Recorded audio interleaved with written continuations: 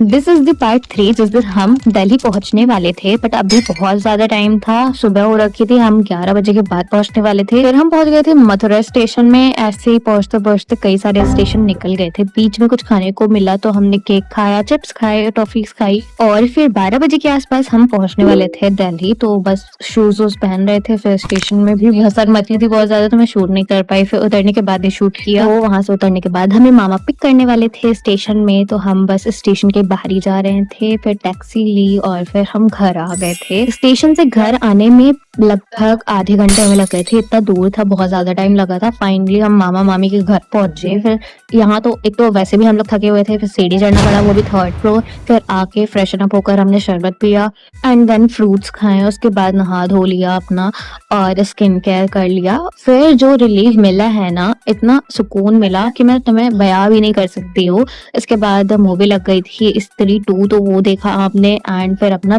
Lunch किया।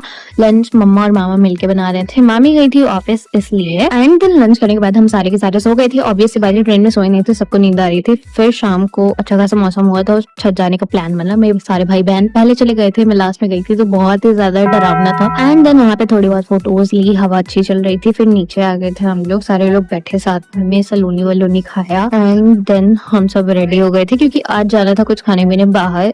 Obviously बात है, घूमने हैं तो घूमेंगे ही, इसीलिए सब रेडी हुए, सारे के सारे रेडी हो रहे। थोड़ा टाइम लग रहा था। फिर नीचे गए, फिर मार्केट गए, फिर खाया पिया, मस्त मोमोज खाया और फिर उसके बाद फुल्की खाई। भाई यहाँ के प्राइस बहुत हाई है। एंड देन वापस आ रहे थे तो हमने आइसक्रीम भी ले ली थी। फिर घर जाके चेंज किया अपना और वापस से हम सारे सो गए थे। यहाँ मैं काफी दिन के लिए रहने वाली हूँ, इसके और पार्ट्स आएंगे। Subscribe to my channel.